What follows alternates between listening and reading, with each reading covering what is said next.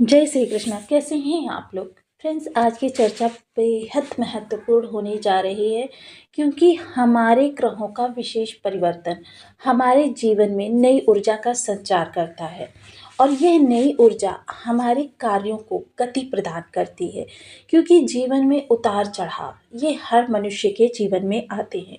और देखिए, प्रारब्ध वह चीज़ होती है जो हमारे जीवन को भोगना ही पड़ता है। हालाँकि उसका ग्रहों के अनुसार प्रतिशत कम या ज़्यादा हो जाता है। हमारे किए गए कार्य उसके प्रतिशत को बढ़ा देते हैं या घटा देते हैं, चाहे वो आपका प्रसन्नता का समय हो या फिर आपका दुःख का समय हो। और इसी कड़ी में हम आगे बढ़ रहे हैं, क्योंकि सूर्य और शुक्र का बेहद खास परिवर्तन हमारे जीवन में एक नई ऊर्जा का संचार करने जा रहा है। और ये जो नई ऊर्जा हमको प्रस्फुटित करेगी, ये हमारे जीवन में हमको नई दिशा भी प्रदान करेगी। वो नई दिशा किस कार्य से संबंधित, किस विषय से संबंधित होने वाली है, तो इसके लिए हम देखिए आज दो ग्रहों को ले रहे हैं, क्योंकि दोनों ही ग्रह इस समय में एकजुट होकर आपके लिए बेहद शुभ प्रभाव निकाल कर ला रहे हैं। जिनमें से सर्वप्रथम अगर हम शुक्र की चर्चा करें, तो शुक्र को हम किस चीज़ के लिए जानते हैं? शुक्र क्योंकि यहाँ पर देखिए दसम भाव में है। शुक्र यहाँ पर ना तो दिग्बली होते हैं ना कारक होते हैं, क्योंकि शुक्र ऐश्वर्य के कारक होते हैं, शुक्र लाभ के कारक होते हैं, शुक्र आपके चार्म के कारक होते हैं। आपके जीवन में धन में अगर ऐश्वर्य जुड़ जाए तो समझ लीजिए आपका जीवन राजा के समान हो जाता है। धन आपको कोई भी ग्रह दे, लेकिन अगर उसमें शुक्र का प्रभाव हो जाता है तो वो धन ऐश्वर्यशाली हो जाता है, राजा के समान भोग विलास करने वाला हो जाता है, कि आप जितना भी धन आगे बढ़ाते रहें पीछे से उतना धन आता रहेगा।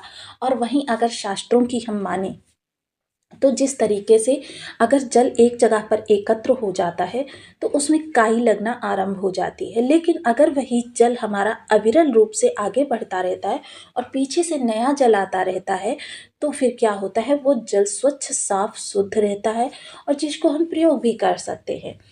सेम यही स्थिति धन के लिए भी शास्त्रों में कही गई है। यह प्रभाव जो होता है शुक्र का होता है, कि आप जितना धन को आगे बढ़ाते रहते, पीछे से निरंतरता आपकी चली आती रहती है।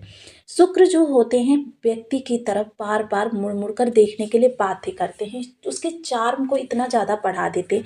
ये व्यक्ति की विशेषता नहीं होती, बल्कि यह विशेषता होती है उसके ऑरा में उपस्थित उन तरंगों की, जो शुक्र के प्रभाव से उसको और ज़्यादा प्रभावशाली बनाती हैं। क्योंकि शुक्र देखिए आपके जीवन में धन संपदा के लिए तो जाने ही जाते हैं, लेकिन आपके धन आगमन के लिए, क्योंकि शुक्र जिन चीज़ों को आपको प्रदान करते हैं उनके लिए कहाँ से व्यवस्था करेंगे, कैसे व्यवस्था करेंगे, ये उत्तरदायित्व तो सिर्फ शुक्र का होता है। वहीं सूर्यदेव महाराज, जिनको हम सफलता के लिए जानते हैं, हम प्रसिद्धि के लिए जानते हैं, हम जॉब के लिए जानते हैं, उच्च पद के लिए जानते हैं, शासन प्रशासन के लिए जानते हैं, और निरंतर एकाग्रचित्ता के कारक भी शुक्रदेव महाराज होते हैं। जिन लोगों के पिता के साथ या अधिकारी वर्ग के साथ ट्यूनिंग अच्छी नहीं होती, ऐसे लोग सूर्य से प्रभावित लोग होते हैं। तो काफ़ी महत्वपूर्ण चर्चा होने जा रही है। वैसे भी सूर्य शुक्र के संबंध को हम शुक्रादित्य नामक राजयोग के रूप में जानते हैं। ऐसी सुंदरता, ऐसा धन जो प्रसिद्धि का कारण बन जाए, सफलता आपके जो कदम चूमे, ये बहुत महत्वपूर्ण आपके लिए समय काल रहने वाला है। एक और चीज़ यहाँ पर क्लियर करना चाहती हूँ। गोचर में, ब्रह्मांड में अगर कोई योग आपका क्षण भर के लिए भी निर्मित होता है, अपने पूर्ण प्रभाव आपको प्रदान करके जाता है। अब यहाँ पर देखिए इन दो ग्रहों का प्रभाव आपके लिए एकजुट होकर किस तरीके से चीज़ों में उन्नति प्रदान करने जा रहा है। लेकिन देखिए यहाँ पर थोड़ा सा ये चीज़ें भी जान लेना बहुत ज़रूरी है कि इनके साथ में बुध और मंगल की भी युति हो रही है। हालांकि देखिए इस समय पर जो ये प्रवाह है ये बहुत विस्तृत रूप से है, लेकिन जब दो ग्रहों की समान डिग्री हो जाती है, समान नक्षत्र हो जाता है, उन ग्रहों का एक दूसरे से परस्पर संपर्क माना जाता है। अगर डिग्री बल कमजोर है, काफ़ी ज़्यादा डिफरेंस है, या नक्षत्र वाइज बहुत ज़्यादा शत्रुवत नक्षत्र हैं, या फिर किसी तरीके से मतलब हम कह सकते हैं कि इनमें अंश बल या किसी शत्रुता का पुट होता है, तो फिर वहाँ पर हमें सम्मिलित प्रभाव नहीं प्राप्त होते। इस समय शुक्र और सूर्य के वह बदलाव होने जा रहे हैं, जो बदलाव हमारे जीवन को आगामी 10 दिनों के लिए बहुत ज़्यादा प्रभावित करने जा रहे हैं। हमारे जीवन में संपन्नता का आगमन करने जा रहे हैं, क्योंकि ये डिग्री बल से तो समान है ही, लेकिन इनका जो ये परिवर्तन हो रहा है, ये हमारे लिए बेहद महत्वपूर्ण रहने वाला है। विस्तार से जानेंगे इस वीडियो में, तो बनी रहिए हमारे साथ इस वीडियो में एंड तक, आपको बहुत कुछ जानने के लिए मिलेगा। वीडियो बहुत ज्ञानवर्धक होने वाला है। यदि आपके लग्न में कुंडली के प्रथम भाव में 12 नंबर बना हुआ है तो ये राशिफल आपके लिए है। कुंडली में कहीं भी चंद्रमा के साथ 12 नंबर बना हुआ है तो ये राशिफल आपके लिए। कुंडली ना होने की स्थिति में आप इसे नाम राशि से भी देख सकते हैं। यदि अभी तक आपने अपने इस चैनल को सब्सक्राइब नहीं किया है तो प्लीज़ सब्सक्राइब कर लीजिए, वीडियो को लाइक कर दीजिए, चैनल को शेयर कर दीजिए। इससे होगा क्या कि हमारे आने वाले हर वीडियो की नोटिफिकेशन मिल सकेगी आपको सबसे पहले। एक प्यारा सा कमेंट करना बिल्कुल ना भूलें। कमेंट से हमें बहुत मोटिवेशन मिलता है, हौसला मिलता है, और ये पता चलता है कि आप और क्या जानना चाहते हैं। वैसे तो शुक्र और सूर्य जो हैं, देखिए एक ही एक दृष्टि के स्वामी होते हैं, जो कि 10म भाव में बैठे हुए हैं और 7म दृष्टि से आपके सुख भाव को देख रहे हैं। किंतु मंगल होने के कारण, देखिए हालांकि मंगल का जो डिग्री बल है इस समय काफ़ी कम है, जिसकी वजह से क्या है कि मंगल के पास स्वयं का बल जो है वो अभी इस समय पर ओनली 30% आपको प्रभावित कर रहा है। लेकिन मंगल की जो दृष्टियों के माध्यम से शुक्र और सूर्य की दृष्टियां जाएंगी, वो अतिरिक्त दृष्टियों का भी आपको लाभ प्रदान करेंगी, जिसकी वजह से आपके चतुर्थ दृष्टि से लग्न, सप्तम दृष्टि से सुख और अष्टम दृष्टि से पंचम भाव प्रभावित होने जा रहे हैं। अब यहाँ पर परिवर्तन किस तरीके से होने जा रहा है, इसको भी पहले क्लेरिफाई कर लेते हैं। परिवर्तन होगा, देखिए इस समय ये दोनों ही ग्रह जो हैं समान डिग्री बल के हैं, और समान डिग्री बल के साथ साथ इस समय पर जो ये इनके नक्षत्र हैं वह भी सेम नक्षत्र है। क्योंकि हमने आपको जैसे कि बता रखा है कि जब भी दो ग्रहों का, और इस समय पर नक्षत्र कौन सा है, अभिजीत नक्षत्र, जो कि 28वां नक्षत्र है। ज्योतिष शास्त्र में सदैव ही 27 नक्षत्रों को वरीयता दी जाती है। मोस्टली ग्रह जो 27 चक्र पूरा करने के बाद फिर से प्रथम चक्र से आरंभ कर देते हैं, प्रथम नक्षत्र से। लेकिन ये 28वें नक्षत्र में अगर किसी ग्रह का एक समय पर गोचर हो जाए, यानी कि अभिजीत नक्षत्र में, जो कि देखिए दिव्य शक्तियों से ओतप्रोत नक्षत्र है, तो यह जातक के लिए बहुत ही शुभ संयोग होता है कि अभिजीत नक्षत्र से ग्रह का परिवर्तन प्रभाव। तो अभिजीत नक्षत्र के बारे में हम पूर्व में चर्चा कर चुके हैं, इसलिए उसकी चर्चा नहीं करेंगे, बल्कि यहाँ पर हम ये जानेंगे कि ये दोनों ही ग्रह इस समय अभिजीत नक्षत्र से गोचर कर रहे हैं, एक ही राशि से, एक ही भाव से, एक ही नक्षत्र से, और साथ ही साथ समान डिग्री बल के साथ, जिसके कारण से इन दोनों का सम्मिलित प्रभाव आपको बहुत ज़्यादा प्रभावित करता हुआ दिखाई देगा। वहीं देखिए हम दिन भर जो ऊर्जा का अपना प्रवाह करते हैं, यानी ऊर्जा को, एनर्जी को अपनी वेस्ट करते हैं, वो किसके लिए, चतुर्थ भाव के लिए, यानी अपने परिवार की खुशियों के लिए, सुख संपदा के लिए।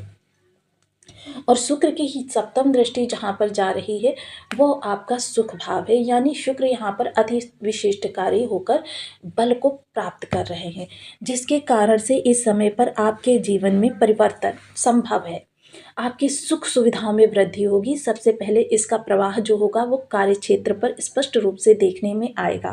कार्य क्षेत्र से संबंधित जो भी आपके क्रियाकलाप है, मोस्टली इस समय पर अगर कहूँ तो इस समय महिला वर्ग का आपको सहयोग बहुत ज़्यादा मिलने वाला है।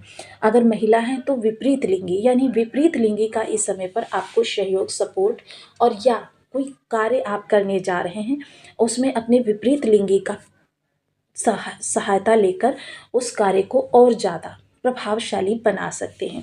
देखिए विशेषता हमारी नहीं होती है, क्योंकि आप देखते हैं समान घर में जन्मे, समान शिक्षण प्राप्त किए हुए व्यक्तियों में कोई एक व्यक्ति बहुत ज़्यादा कामयाब हो जाता है और एक व्यक्ति जो होता है वो नाकामयाब ही रहता है।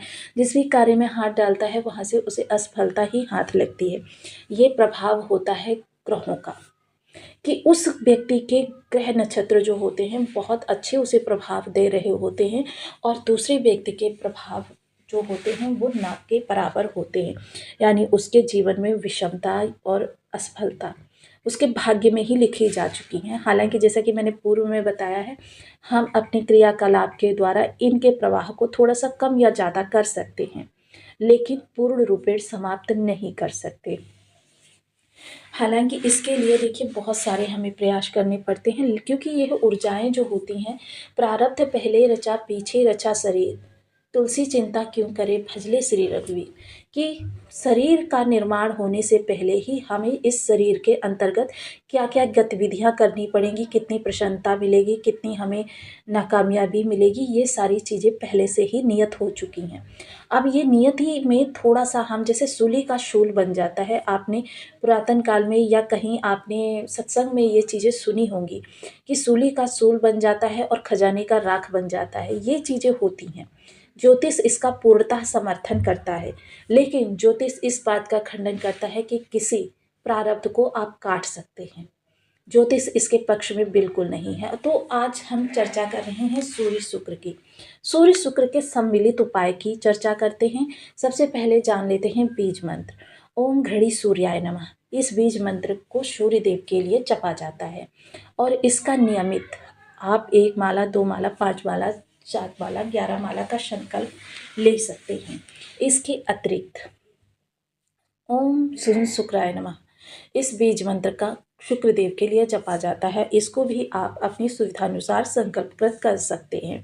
इसके अतिरिक्त देखिए, एक आप शुक्रवार के दिन या रविवार के दिन खीर बनाइए।